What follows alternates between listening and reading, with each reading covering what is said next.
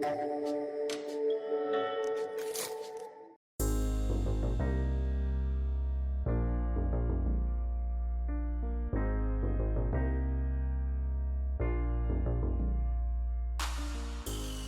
afternoon, everyone, and thank you for joining us for today's webinar, Unpacking Tunisia's Present Political and Economic Trajectories under Kais Saied's second term. My name is Akram Zamouri, and I'm a researcher in the Mediterranean, Middle East and Africa program at the Istituto Affari Internazionali, and I will be moderating today's discussion. This webinar comes at a crucial juncture for Tunisia, as the country faces complex domestic and international pressures under Saied's second term. Since his first election in 2019 and subsequent consolidation of a centralized power, Saied has also driven significant transformations to Tunisia's politics, marked by weakening governance, shrinking civic space, and sidelining and jailing of opposition voices. This has also raised questions about the regression from Tunisia's processes of political transition and democratic consolidation since 2010-2011 revolution. Economically, Tunisia faces severe challenges too. High unemployment, particularly among youth and women, rising inflation and deepening poverty and inequality are leaving many struggling to meet basic needs and fueling public discontent. Adding to these domestic challenges, a troubling recent development has been the rising xenophobia and anti-migrant rhetoric since last year. As Kais Saied publicly represented the sub-Saharan African migrants as a threat to the country's identity, triggering also a surge and an increase in anti-migrant sentiments and violence in Tunisia. And on the international stage, Tunisia relations with the European Union has taken on new forms, especially centered on migration.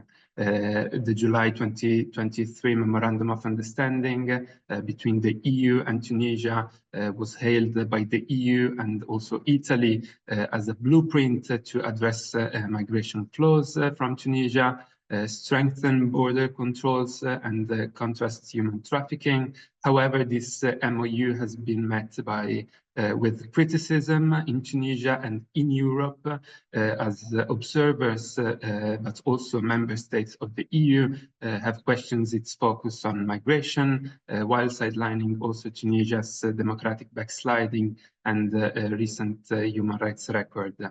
To unpack these issues and also in light of recent presidential elections in Tunisia, we are privileged to host three leading experts. First, Leila Saleh is the Director of Research at Demos Tunisia and recently authored together with Larbi Sadiki of Revolution and Democracy in Tunisia, A Century of Protestscapes by Oxford University Press. Hamza Meddeb is Research Fellow and Director of the Political Economy Program at the Carnegie Middle East Center in Beirut and has long worked on Tunisia and North Africa. And finally, Huda Mzioudet, a freelance researcher on Libya, Libyan and Tunisian affairs, and also expert on Black Tunisian activism and transitional justice. Thank you all for joining us. So the discussion today will last for 1 hour and will have a dual focus. First on domestic dimension, examining Tunisia's political, social, economic challenges, and then on the international and EU dimension, assessing also how European policies have engaged with these issues in the past year.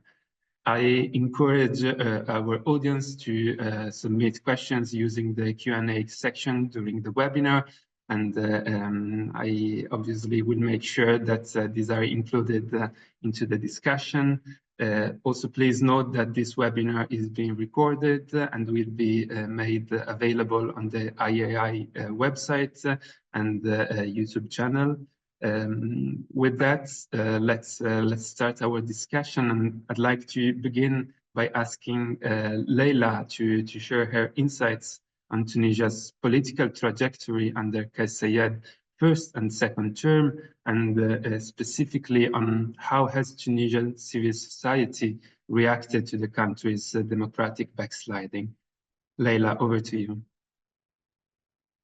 Thank you, Akram, and thank you to the Institute for hosting this and inviting me, and probably one of the few spaces at the moment talking about something not, HTS related or Syria related.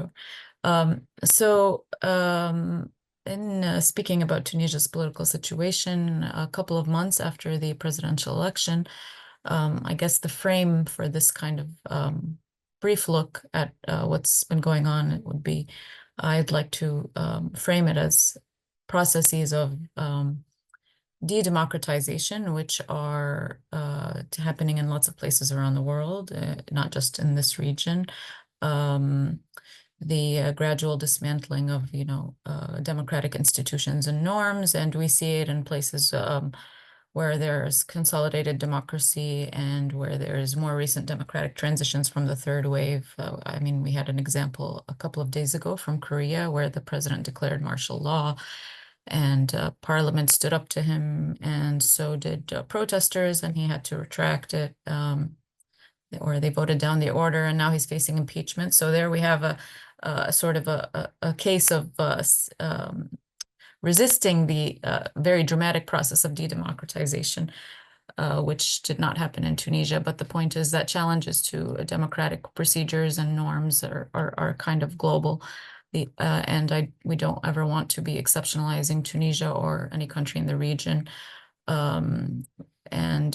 We have in a co-edited special issue of the Journal of North African Studies, we wrote about some of my colleagues and I wrote about degenerations of democratization throughout the region. So, taking into account some of the regional specificity. So if we look at what does degeneration of democratization look like in Tunisia over the past 3 or 3.5 years, of course, we've talked a lot about the July 2021 coup, et cetera, et cetera. But at the current juncture, after the elections, we can say, Kais Saied has consolidated, his singular hold on power after dismantling all of these institutions, one after the other. Of course, the new constitution of 2022, a new parliament with very limited powers, local elections after he, dismantled the municipalities, and now the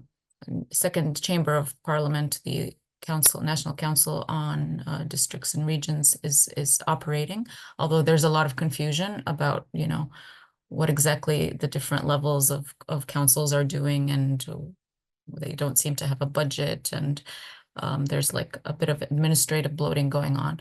So this bottom-up system and Nizam al-Qaidi that Kais Saied promised to institute in what he called initially, the true democracy, Demokratiya al-Haqiqiyya, this has now it's now like fully in place, and there were, after lots of questions and skepticism and criticisms about the elections and their transparency, et cetera, the outcome was, not a surprise to anybody, 90%, et cetera, of the vote went to him. Still, he has some support. We can never ignore the fact that he has some support. His populist discourse continues to work to an extent about, cleaning up the country, tathir, getting rid of corruption, all of these things. So even though one of the opposition candidates is still in jail, there's lots of other opposition leaders in jail, activists in jail, the fake news law 54, the judiciary has been dismantled, et cetera. Yet he does still have a support base. So that's kind of institutionally and the electorally what's been going on. The the striking feature that may have surprised some of us, watching what's been happening since 2021 has been the weakness of civil society and kind of resisting this initial auto coup or self coup and the very rapid de-democratization that has been taking place. And so if one of the advantages and, strengths of building associational life and democratic transitions or democratization is to just have democratic norms and processes and kind of interactions and expectations among people, participation in the political system become deeper, and what we've called democratic learning, et cetera, to take place. Civil societies, in theory, could have had a stronger reaction to all of this, and that does not seem to have been the case. And of course, one of the main players that everyone is always talking about and looking at and watching is the Ittihad, so the UGTT, the nation's largest union, which is very well known, Nobel Prize winner, et cetera, et cetera. So it's a big mobilizer of obviously civil society and protest, which has been very important in Tunisian history, as we show in our book, but also since the revolution and during the democratic transition and at critical junctures where there's like a political impasse, people protest in the streets. And the Ittihad, the UGTT, has obviously been a big player there. Now it's sort of like frozen, not really doing much. It's ridden by its own problems of leadership and internal democracy and changes in the bylaws, so that the Secretary General, has been, reinstated, was able to serve longer than he should have. And is he going to serve? How long is he? When is the next Congress going to be? Some of the problems that were happening actually among, Tunisian political parties, and most notably in Nahda before the 2021 coup, seem, in some ways are also happening inside the largest civil society player, which has, seen itself as a really political heavyweight, not just a workers' rights kind of body. So this has been, and, some of its leaders have been arrested. So maybe they're being careful not to be too confrontational for whatever, a series of reasons. There have been lots of fiery speeches, et cetera, but no clear, no consistent stance or confrontation of a sulta or, the president, et cetera, et cetera. So that's kind of frozen. And, maybe we can say even the propensity to protest in Tunisia has retreated a lot. Some of the organizations, or one organization, the FTDS, which Tunisian Forum for Economic and Social Rights, which sort of keeps track of lots of things, including protest and also migration, as Huda well knows, I'm sure. They've noted there's been a very big decline in public protest. People are afraid of being arrested, or they're seeing it as ineffective. So even that kind of barometer, or the way of the mode of oppositional politics, not always necessarily organized through the Ittihad or any of the political parties, or before the Salvation Front, which was opposing the coup, etc. All that has retreated, but also other kinds of protests. We saw a huge, movement in the south, in Tatawin, in the years before this coup, where people are demanding employment, things like that. Those also have been in retreat, whether co-opted by, state decisions or fear, or feel like it doesn't really make a difference. Even that kind of sort of negative political participation that is outside institutional bodies and channels, para-parliamentary, as scholars of social movements and contentious politics talk about in democracy, protest as that kind of mode of participation is also,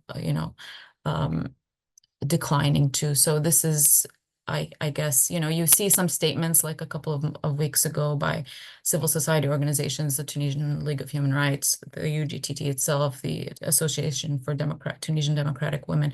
They're, condemning, and they're asking for, the government to stop criminalizing dissent and activism. And, you know, there are some people who've been arrested even for Palestine kind of activity, et cetera, et cetera. So there are these occasional statements, but nothing really beyond that. And I guess the exception, or one of the exceptions to like sort of proscribed protest, has been the issue of Palestine, which for Kais Saied is like a winning situation to let, you know, these protests take place. I was there last month for a few weeks. There's frequent protests, not very big, but there are frequent protests about Palestine, like on on Habib Bourguiba Avenue, but not as big as they were in the, you know, last October, et cetera. So this is okay. Let people, you know, protest about something that, you know, is not directly related to Tunis. But of course, we know when push came to shove in the Tunisian parliament, even the law to seeking to criminalize, you know, normalization with Israel, et cetera, was blocked. So action, you know, there's no concrete action, you know, regarding the Palestine issue, but at the same time, people are allowed to express dissent to an extent. So that's like an easy one, and even in authoritarian regimes, lots of Arab countries do that. So to sum up, I would say it seems like not much is going to change in the foreseeable future. The actors and the instruments of like that could possibly foment, you know, clear political change are either they're frozen, or they've been excluded or jailed or marginalized, or et cetera.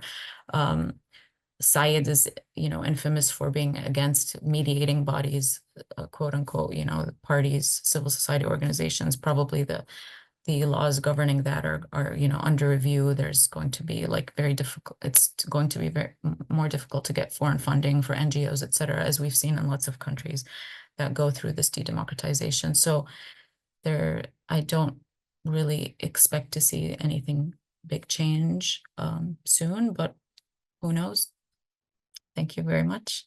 Thank you, Leila, for this for depicting this quite pessimistic, I think, landscape of Tunisia's political dimension now. And moving on to the economic dimension, Hamza, how would you assess Said's performance on the economy so far, and what are the issues that you think should be addressed to tackle Tunisia's financial challenges and to also respond to the people's socioeconomic grievances? Thank you, Akram, for inviting me and for organizing this discussion. You know, actually, I want to really to start and to echo what Leila has been presenting and analyzing. I mean, it seems to me like, you know, Tunisia is caught into a sort of autocratic trap. I mean, democracy failed to consolidate. It's clear. I mean, this was obvious with the coup, with the July 2021 coup operated by Kais Saied. But the paradox or the problem is that it seems like even this authoritarian restoration is struggling now to consolidate itself. I mean, it's that's the trap in a way. It's and it's clear that the economy is one of the big challenges, not the only one, but one of the big challenges the Said regime and this authoritarian restoration is facing now. Actually, clearly, I mean, this was the fact that democracy in Tunisia, despite all progress made in terms of freedom, in terms of public freedoms, in terms of constitution, in terms of you know, political also freedoms, etc. It was in a way the shortcoming on the economic side was one of the big criticism actually that was made actually towards or vis-a-vis this Tunisia, this democratization, and it was depicted at that time as a dysfunctional democracy. The paradox again now is that Tunisia, even now with a hyper presidential regime, with the one man concentrating all powers, with I mean, it's still actually a dysfunctional autocratic regime in a way, and unable to deliver on the economy. I think, yeah, I mean that's one of the big maybe assessments to make actually. Saied has been building his legitimacy over, at least in terms of economic policy making, over basing his legitimacy on two main aspects. The first one is an anti-corruption discourse, an anti-corruption narrative, actually an anti-elite, discourse targeting not only the political elite, but also the economic elites. And basically, the end result of all the operations that he has been conducting, all this sulh al-jazai, this judicial,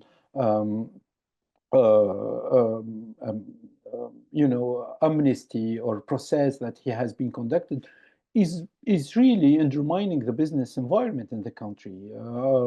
This is one thing. Tunisia has been underperforming. In the economy even before 2021, but specifically after 2021, while most of the countries, low and middle income countries, try to recover after the COVID, the COVID pandemic. Tunisia is struggling now with extremely low growth rates, with almost 0% growth rate in 2023, and an expected 1%, 1.6% growth rate in 2024, and the same in 2025. And the projections made and published recently by the IMF show that actually the economic prospects are extremely grim, actually, really extremely worrying, actually, in terms of job creation, in terms of meeting the expectations of people, in terms of poverty, etc., etc. This is one thing actually to start with and to notice, that really Saied is failing miserably actually to deliver on the expectations, on restarting the economy, and on implementing a sort of an economic recovery after the pandemic. The second element that Saied has been building his economic policy making, let's say, if we can call this or describe this or brand this like an economic policy making, is no IMF. Actually, no IMF is a rejection vis-a-vis the IMF, an agreement with the IMF, because because he's rejecting austerity, because branding or trying to mobilize, this sovereignist discourse, sovereignist narrative, saying that we in Tunisia needs to count on its forces, etc. But the problem is that with extremely limited external funding, and an incapacity actually to implement sound reforms, economic reforms, to bring together the labor union, the business elites, and all stakeholders in the country actually to agree on an economic reform agenda. The end result is an uncontrolled deficit. Actually, is an incapacity to control and to bring the deficit under control. And we have seen that, the budget deficit has been increasing. And of course, with the increase in deficit, the result is an increase in debt. But the response of Said's regime was actually to use domestic debt, actually, in the absence of external funding. The alternative was really to rely excessively on the banking sector and on the central bank, actually, to fund this deficit. Of course, here we can imagine that very opportunistic, actually, alliance has been created between large business elites, in Tunisia and the regime. Given the fact that the situation today in Tunisia is not really good to invest, the only and the almost solution, or the only alternative that was made opportunistically actually to business elites, to big businesses in Tunisia, is to invest in the debt of the state, actually. And we see here this really, arrangement between a populist regime looking for survival, trying to, in quest of survival in a way, and elites who are really trying to limit the costs of completely chaotic policy making, actually. So, so this is an extremely important also point to notice. The end result, as I mentioned, is really an economic policy making characterized by improvisation and short-termism. That's the main. There is no plan, there is no IMF, but at the same time, no vision, no plan for the future, no reforms, actually. And I think, I mean, Bassem Snage, our colleague Bassem Snage was extremely right, coining Saied as Mr. No, actually. Mr. No has no plan for the future of Tunisia. And this is really a big problem, actually, the country has been struggling through, struggling with, and explains the muddling through that the country has been going actually through over the previous years. So basically to secure its survival, because this is the end result and the goal of this regime is securing the survival of this regime and buying time, actually, in the absence of an alternative, of a genuine reform plan, of a commitment from this regime to reform the country, and in the absence of a vision. There were three main tactics actually used to buy time and to secure survival. The first one was basically restricting imports in order to preserve the reserves of the central bank. And in a way or another, what we saw in Tunisia, what we witnessed in Tunisia, actually, in terms of shortages of food products, of basic food products, etc., reflects in a way a sort of austerity that has been implemented by Saied even without the IMF. So claiming that he doesn't want actually a deal with the IMF because he rejects austerity, he ended up doing austerity without the IMF, actually, which is completely, which is the paradox again, and it shows the improvisation in this economic policy making, actually. The second tactic he has been using, or this regime has been using, is a sort of what I call a carrot and stick, approach. It's the idea that, okay, we will keep the social spending high. There is no reform of the subsidy regime. There is no reform of the social protection. Although actually, in terms of spending, I mean, these are really extremely high, but also extremely inefficient actually spending, because simply they benefit to the upper middle classes, to the well-off, at the expense of the poor, actually. And targeting the poor would have been really much better, actually, in terms of at least alleviating poverty, etc. But at the same time, the stake was freezing hiring in the public sector, rejecting all the claims actually in terms of hiring more teachers, more personnel in the health sector, etc. And we have been actually, the country is really seeing its human capital migrating to, we'll be discussing migration later actually, but migrating to Europe. I mean, engineers, doctors, university graduates, and at the same time, a huge deterioration of the education and public and health and transportation sectors, actually, which are really the essential public services for the poor and for the middle classes. And the third tactic that has been used by Saied's regime is building clientelist networks, basically through sort of, the communitarian companies, or Sharikat al-Ahliya, these state-sponsored companies that are really clearly inefficient in terms of job creation, in terms of value creation, in terms of really creating opportunities and renewing the economy and reshuffling the economy, but that are useful from a political perspective to build a sort of, clientelistic network to secure a sort of support base for Saied among especially the poor and the low middle classes who are eager for change, who are really start losing hope in Saied's capacity to bring change, but also who are again trying to benefit from the clientelistic channels that has been always mobilized by different regimes under Bourguiba or Ben Ali, or by some political parties after 2011, actually, and now being used by Saied, actually. Let's recall, and I will end up here, that there are 3 to 4 million Tunisians who are poor, actually, in the country. She's out of a population of 12 million Tunisians, actually.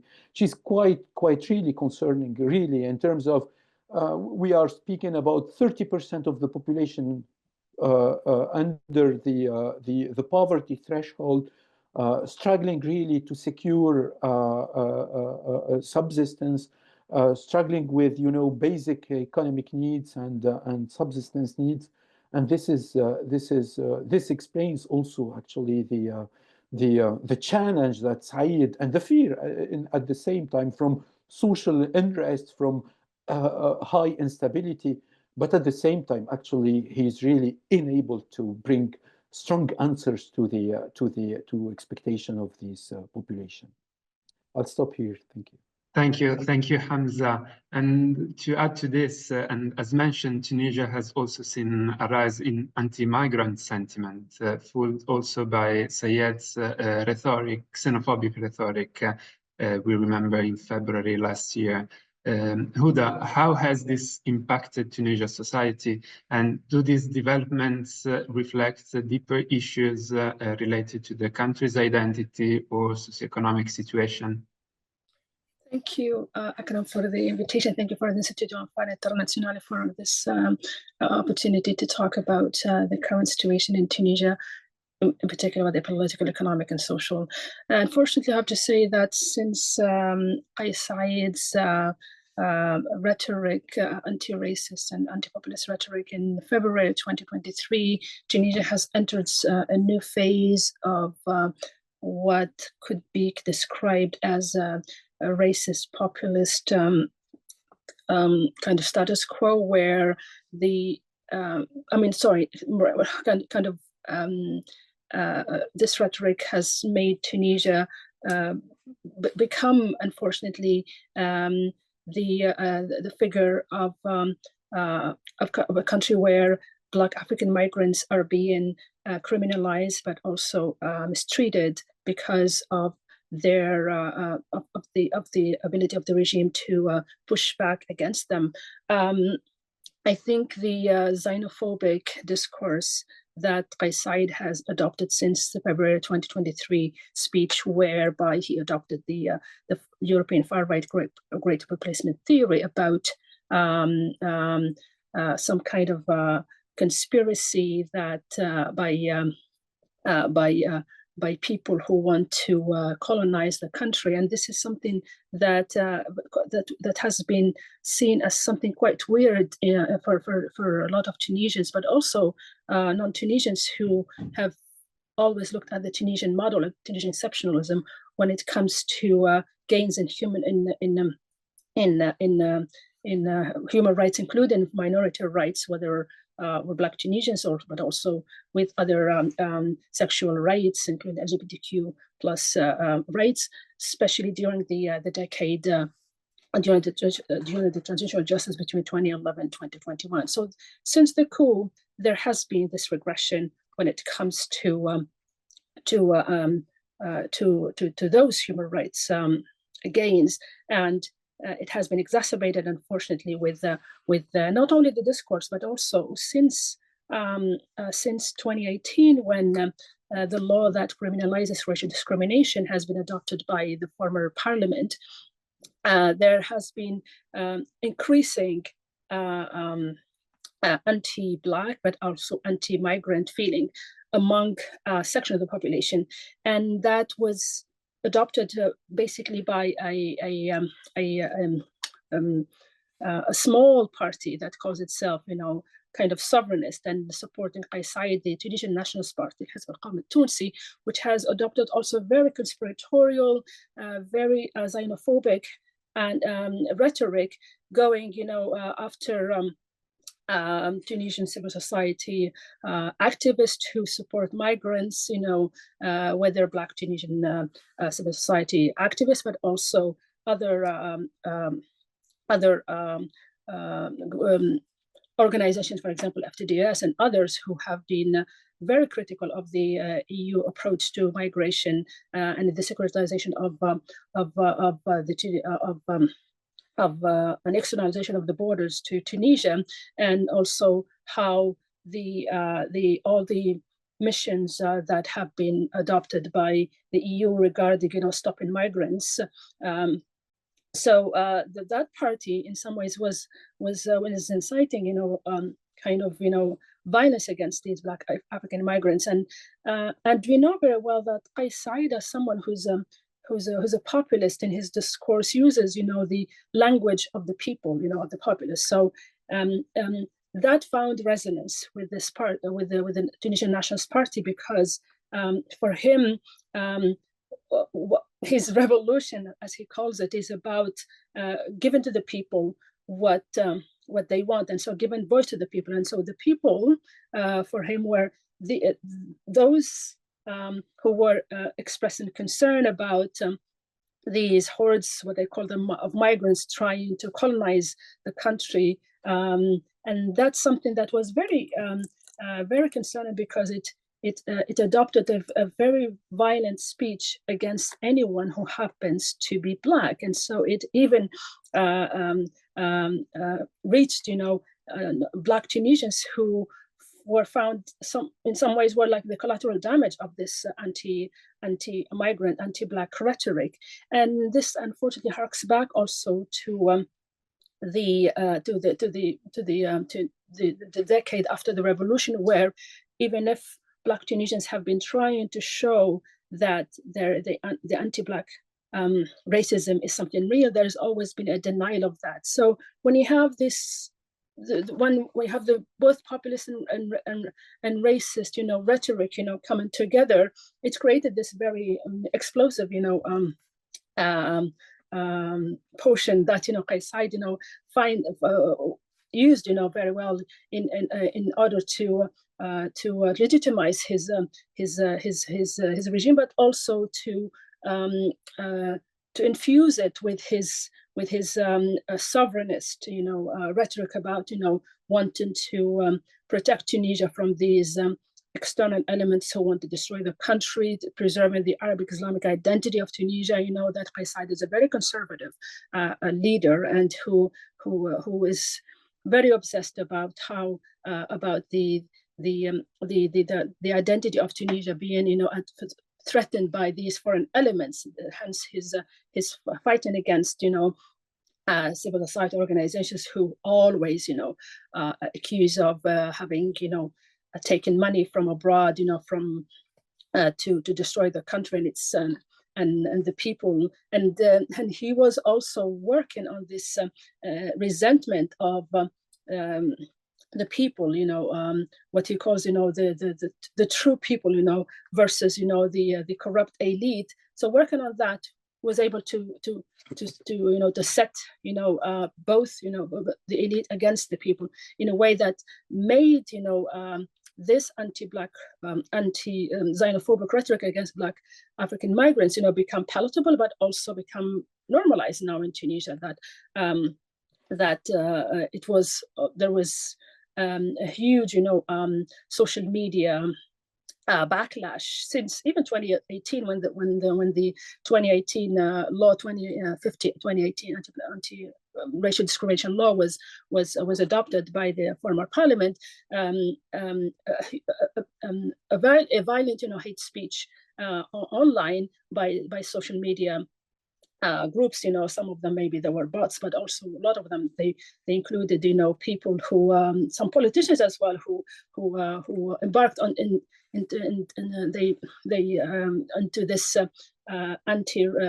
anti-Black and xenophobic wave, adopting, again, the great replacement theory. And it's still going on until today. You have recently people like, for example, MP like, Fatma al-Siddi from Sfax, who she was posting, horrific stuff on her Facebook page about, these Black African migrants wanted to take over Tunisia, that they have been paid by foreign elements, and that it's important, to rid the country of them. So when you have this normalization of the anti-rhetoric, anti-Black and xenophobic rhetoric against, the most vulnerable section of the Tunisian in Tunisia, whether the Black African migrants who are irregular migrants or may have other or students, and to a lesser extent to Black Tunisians, it becomes very concerning how this the approach that Kais Saied has adopted since his coup in 2021, but also since the February speech of 2023 regarding the threat of what he calls, the smugglers who want to destroy the country from within, tells us about how he failed in his project of bringing, some kind of, peace between different sections of Tunisian population, but also setting them against each other, unfortunately, in a way that shows that his paranoid and very conspirational persona that only survives thanks, to this anti-migrant rhetoric. And unfortunately, I have to say the EU has been legitimizing this, because it's all about, business as usual, as long as the regime is stable, as long as the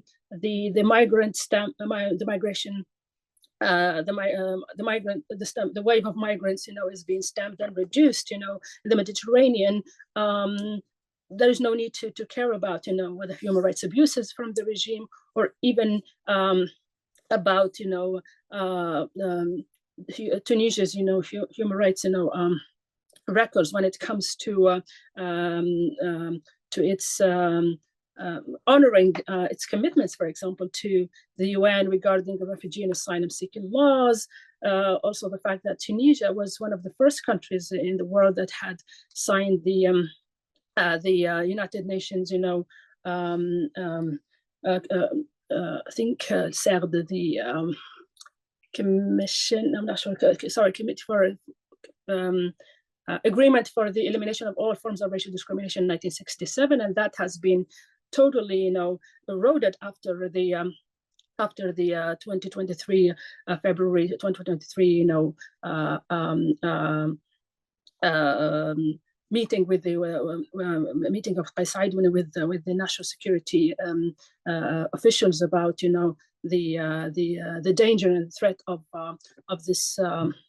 Of the migration scheme that is being done, to explode, the state from within, as he always, used this very violent rhetoric against, anyone who or any kind of organization, including, civil society organizations that have been raising the alarm bell about, human rights abuses against, Black African migrants, especially after of his speech. There have been attacks on, random, Black African migrants, including the students. There have been repatriation of a lot of those students to their home countries, especially from West African countries like Cote d'Ivoire, but also like countries like Burkina Faso, Mali, etc. And there have been big criticism, including from the African Union, of this rhetoric, despite the regime trying ever since to tone down, the criticism that Tunisia is not a racist country. I'm talking about the state,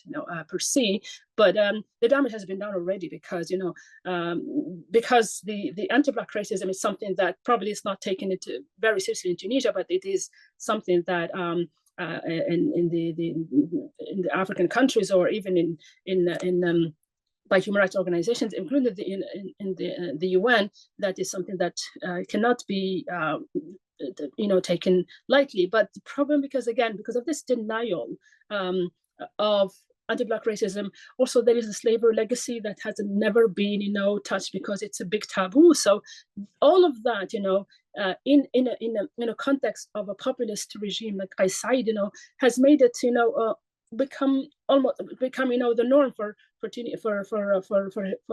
for people to cling to this to this conspiracy theory about the colonization of the country, and this is something that has never happened in Tunisian history, where people they wanted to take over our country.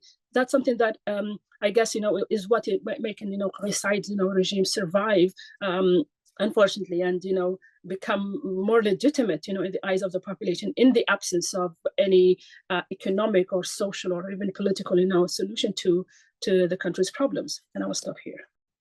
Thank you, Huda. And turning to the more international dimension, Leila, how do you see Tunisia's international political dynamics shaping its engagements with other international actors, such as the EU, but also Iran, as there's a question in the chat, also considering other international developments in the region, as you mentioned, Palestine before, but also others? Thank you for the question. I mean, with the European Union, as you've mentioned already, there's been lots of assistance agreements recently, in the past year or two, and they are tied to border externalization, as Huda mentioned.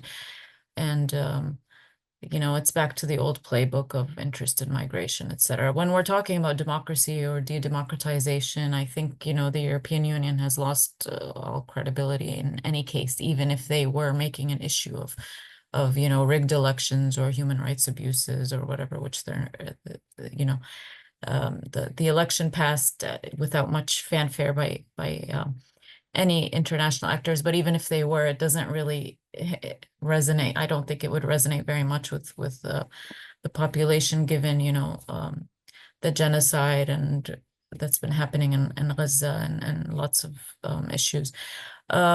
So there's that. The European Union, I mean, that seems to be set to continue that kind of cooperation. With the United States, yes, Tunisia's sort of small potatoes. I mean, it's a non-NATO ally, yes, but so there's security cooperation and security exercises and things like that, which have continued. I mean, the U.S. criticized some of the steps, I would say, of the de-democratization since the coup, but that's cooled off. And that's probably set to continue the security cooperation, but it's not like the Mashriq is really the part of the Arab world, the eastern part, Palestine, Lebanon, now Syria, and then of course Iran, Turkey, etc., where lots of the international attention and the policy concern is focused. Yes, Saied seems to have stronger ties to Iran, but again, he's not it's not really an important player. There were sort of lifting of visa requirements, even with like Iraq too recently, but I don't really expect too much to be happening on that front. So we will see. I mean, we know he has a good relationship with even like Bashar al-Assad in Syria. They seem to be on good terms with Sisi and of Egypt, Kais Saied. So in the region, he has some friends or supporters, if you can call them that. But in terms of what that means for Tunisia's domestic politics, it's not really clear. We expected maybe initially some financial, largesse coming from some Gulf states. That does not seem to have happened, although there's always talk of future investments, but we will see. Thank you, Leila. And maybe I would move to Hamza and ask him to develop this more economic aspect and how international actors reacted to the financial issues in Tunisia, and how effective have economic support by the EU, but also by other Gulf countries have been in addressing Tunisia's financial crisis, and do this mechanism of economic support offer some kind of leverage for structural reforms that are needed for economic stability in the country?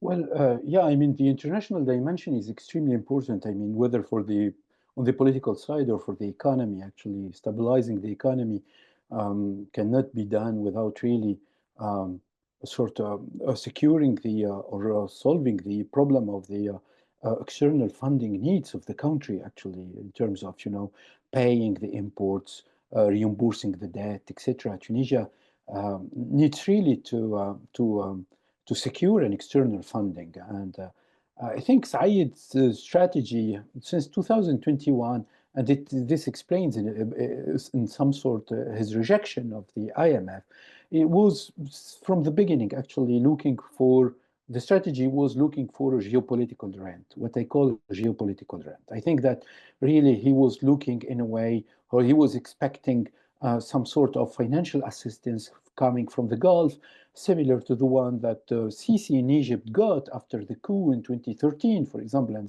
let's remember that between 2013 or 2014 and 2016, the date of the first IMF deal, I mean, after the coup in Egypt, over 2 years, Egypt relied a lot on financial assistance coming from the Saudi, coming from the United Arab Emirates, from the Gulf in general, actually from the Kuwait, etc.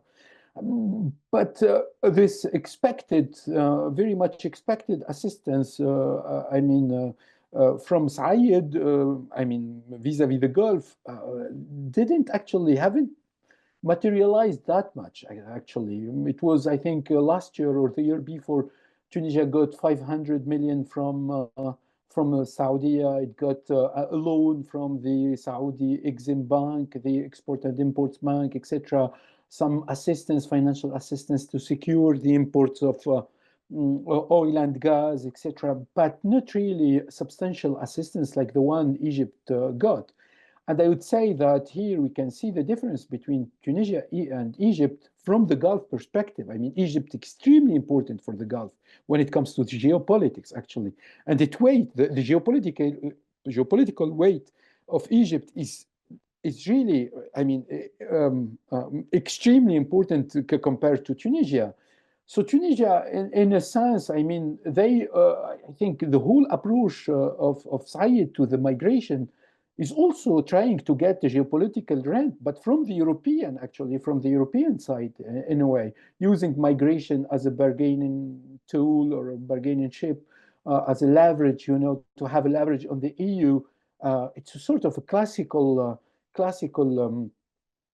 you know, instrument that many countries, not only Tunisia, has been using, you know, using migration, and refugees to get really some sort of support.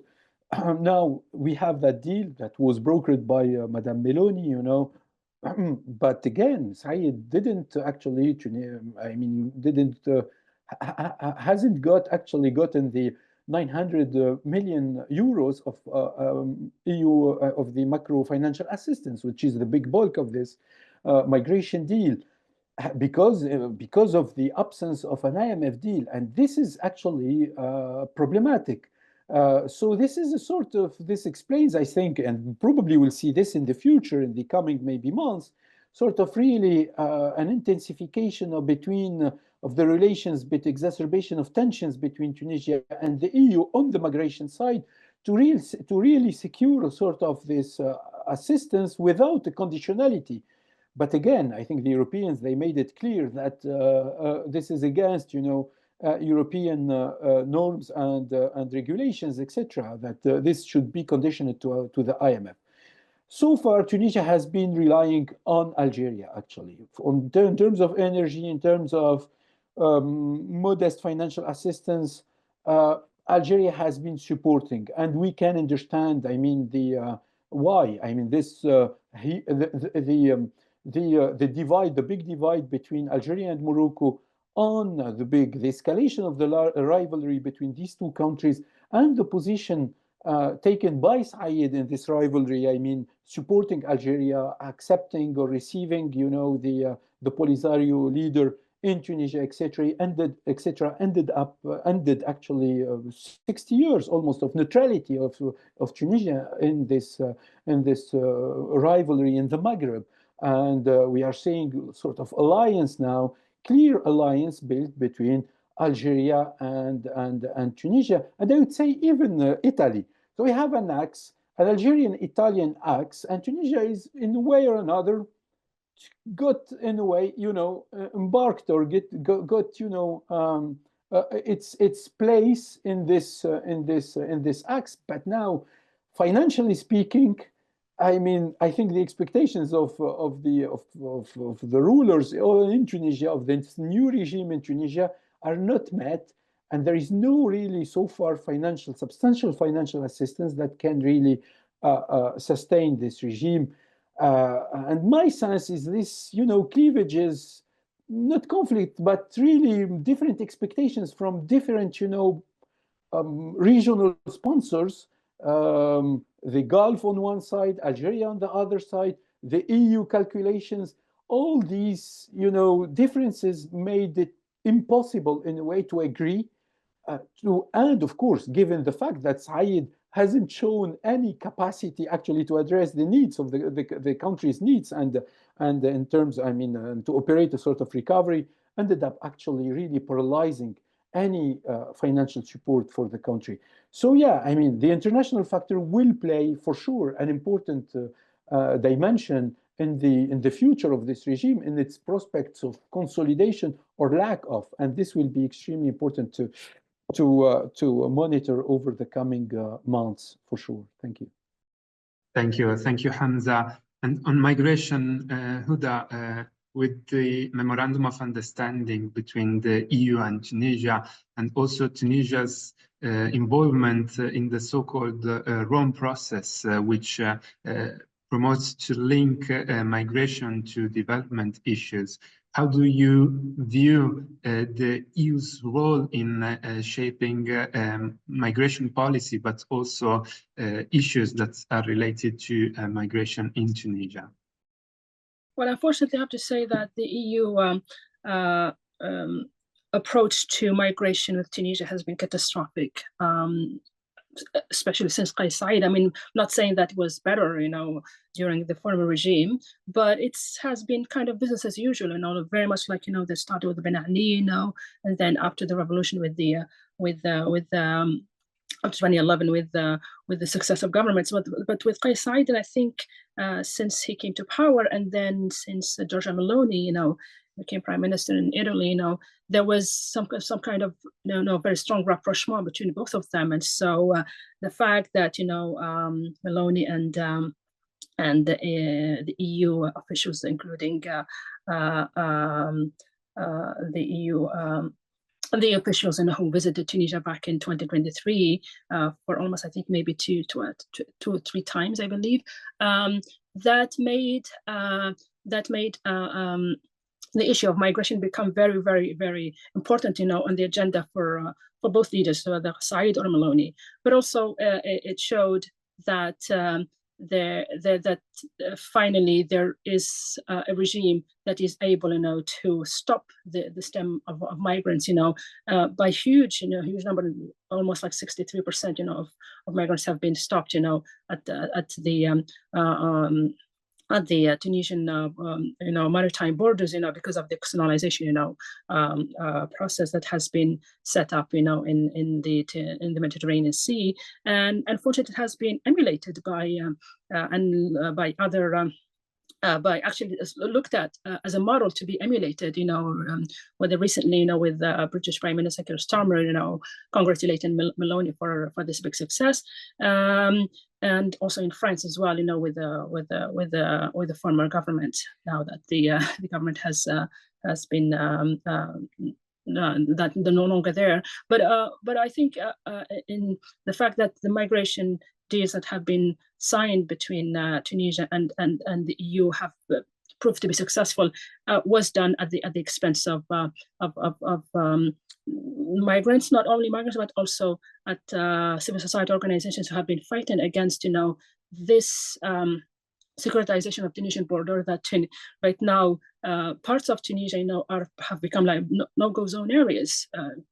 For example, the archipelago of Qarqna has become basically, an EU border there, where only the locals of Qarqna are able, to enter the archipelago, the islands, because there is a search and rescue operation there by the Tunisian border, seaboard, Tunisian security apparatus there, whether from the Tunisian border guards, who have been stopping, many migrant ships, from reaching the island of Lampedusa, and there have been tragic incidents of many people dying, trying to reach Europe. But not only Black African migrants, but also that includes Tunisian, who have, because of desperation at the dire economic situation, they've been trying to reach Europe. And so with that, Kais Saied has guaranteed his success with this in this operation, and legitimized, in some ways, the stopping of migrants, because in his view, these people, they've been used, by smugglers, and not necessarily, solving the problem of what are going to do with these migrants, returning back to Tunisia, and to end up being thrown in the Sahara Desert and dying, there. And it's really a catch-22, type of situation that Tunisia found itself, in signing these agreements, which are extremely, catastrophic, I think, in the short and the long term for the regime. I don't know whether it will affect the regime's, survival, but for the time being, I think the EU must be, finds itself, in good position, having reached the goal of stopping migrants, especially when you have all these populist leaders in the continent congratulating someone like Kais Saied for this big success. So I see that it's the picture is very bleak when it comes about when it comes to this to these deals, because it's all about trying to get business as usual, very much like they did with Gaddafi before 2011, and also with Erdogan when it comes to the Syrian crisis, and the same type of deals they had dealt with him, but also as well as with the Egyptian President Sisi as well, when it comes to stopping migrants. And I guess populists in that way, they do agree in some ways when it comes to legitimizing their policies of staying in power, but also of responding, to the pressure from outside by, using, the migration card as a way for, to blackmail again, the EU. Well, sometimes in a kind of win-win between both regimes. Thank you, Huda, and thank you, Leila and Hamza, for the great insights and for really helping us to unpack Tunisia's present, as the title of today's discussion suggested. I know we just scratched the surface of Tunisia's domestic and international dimension, but unfortunately, our discussions comes to an end, and I want to thank everyone who joined us for this discussion, which I think, as said, highlighted the complexity of Tunisia's present, but also past, looking at the decade of transition, political transition, and also democratic consolidation, and also at the process of the democratization during Kais Saied's first and second term. I invite our audience to check the work by our panelists, which I think is really excellent, and to check also the recording of this webinar, which will be soon made available on the AI website, but also on our YouTube channel. Thank you all again, and stay tuned for other publications and events on EU and Tunisia, but also on EU and Africa relations. Thank you.